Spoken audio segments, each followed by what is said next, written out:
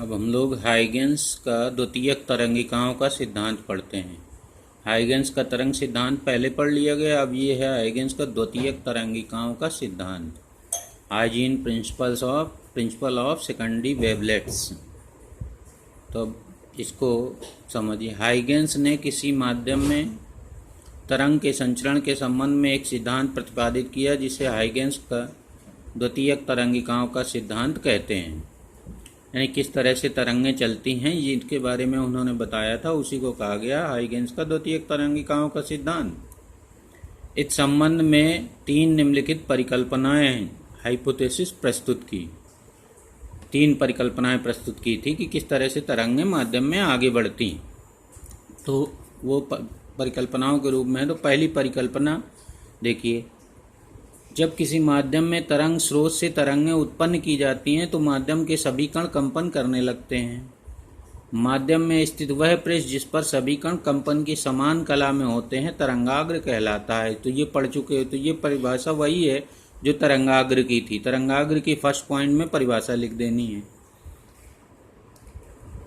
और तरंगें उत्पन्न करने का मतलब है यही कि जब किसी माध्यम में कोई डिस्टरबेंस होता है, विक्षोभ पैदा किया जाता है, तो उस विक्षोभ से माध्यम के सभी कण कंपन करने लगते हैं। अब तो इसमें तरंगाग्र की पहले पॉइंट पर परिभाषा लिखनी है।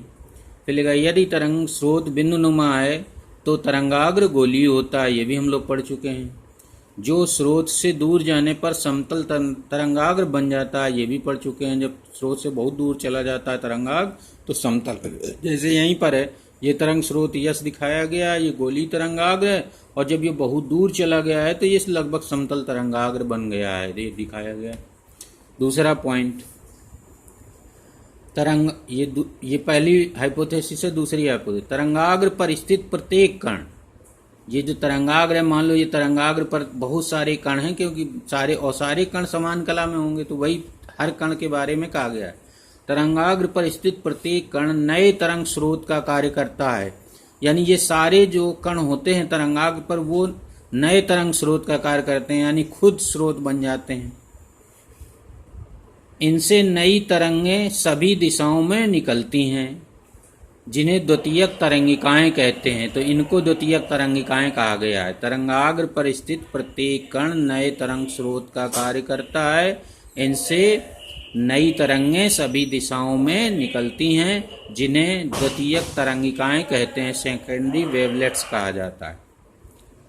द्वितीयक तरंगिकाओं में द्वितीयक तरंगिकाएं भी प्राथमिक तरंगों की चाल से आगे बढ़ती हैं। तो ये जो द्वितीयक तरंगिकाएं निकलती हैं तरंगाग्र पर स्थित प्रत्येक कण से, वो भी उसी चाल से आगे बढ़ती हैं जिस चाल से प्राथमिक तरंगें उस तरंगाग्र उस कणों तक आई थी।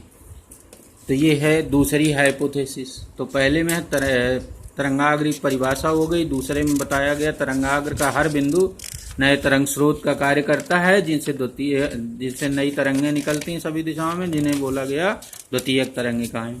अब तीसरी हाइपोथेसिस, यदि किसी क्षण द्वितीयक तरंगिकाओं का अनुलोक खींचें, अर्थात उन्हें स्पर्श करता हुआ पृष्ठ खींचें किसी क्षण, थोड़ी देर बाद, जैसे मान लो यहाँ से कोई तरंग चली, तो यहाँ पर हमने ये कोई तरंगाग्र बनाया, गोलीय तरंगाग्र। अब इसके प्रत्येक कण इसका नए तरंग स्रोत का कार्य करेगा। तो इससे जो गोलीय तरंगाग्र निकलेंगे तो वो ये बनाए गए हैं। मान लो टी समय बाद बनाना है, तो टी समय में चली गई दूरी v इंटू टी होगी, जहाँ v तरंग की चाल है।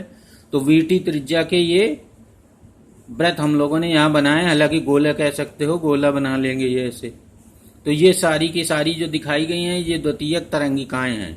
अब इनको स्पर्श करता हुआ पृष्ठ खींचे तो इनको स्पर्श करता हुआ एक पृष्ठ ये बनाया गया इधर आगे, और एक ये पीछे डॉट डॉट डॉट डॉट करके बनाया गया। यानी एक्स वाई तरंगाग्र था जो इससे यहाँ आया था, और ये एक्स डैश वाई डैश जो है इस एक्स वाई तरंगाग्र के प्रत्येक कण से निकलने वाली द्वितीयक तरंगिकाओं को स्पर्श करता हुआ पृष्ठ है। इसी को बोलते हैं द्वितीयक तरंगिकाओं का अन्वालोप। तो ये अन्वालोप इधर हो गया, एक अन्वालोप X double dash Y double dash ये पीछे हो गया। तो ये है अन्वालोप। द्वितीयक तरंगिकाएं जो बनती हैं उनको स्पर्श करता हुआ ये पृष्ठ बनाया गया अन्वालोप। तो ये लिखा हुआ है। इस प्रकार तरंग, फिर आगे देखिए, स्पर्श करता हुआ पृष्ठ खींचें अर्थात अन्वालोप खींचें तो यह तरंगाग्र की नई स्थिति को बताता है कि तरंगाग्र अब कहाँ पहुंच गया। जहां अन्वालोप पहुंचा है वहीं तरंगाग्र पहुंच गया। तो ये है 3 हाइपोथेसिस तरंग संचरण संबंधी।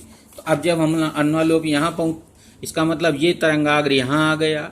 अब इस तरंगाग्र पर हर कण का हम द्वितीयक तरंगिकाएं बनाएं और उनको स्पर्श करता हुआ पृष्ठ खींचे तो यहाँ पहुंच जाएगा यही तरंगाग्र, ये वाला, ये एक्स वाई। ऐसे धीरे धीरे हम उनकी नए नए तरंगाग्र, जब तरंगाग्र नई स्थिति में पहुंचे तो वहां पर हम लोग उस कण के द्वितीयक तरंगिकाएं खींचकर अन्वालोप खींचें तो द्वितीयक तरंगिकाओं अब यहाँ आ जाएंगे तो ये लगभग समतल तरंगाग्र बन जाएंगे। तो इस प्रकार यहाँ से जो तरंगें चली थी वो यहाँ आ गई। तो इस प्रकार तरंगों का संचरण होता है। तो इस प्रकार तरंगें माध्यम में आगे बढ़ती हैं। स्रोत की ओर इन द्वितीयक तरंगिकाओं के अन्वालोप को नहीं स्वीकारा गया, यानी पीछे जो अन्वालोप है उसको नहीं माना गया। स्रोत की तरफ जो अन्वालोप होता है उसको नहीं स्वीकारा गया। हाइगेंस के तरंग सिद्धांत की सफलताएं पढ़ते हैं।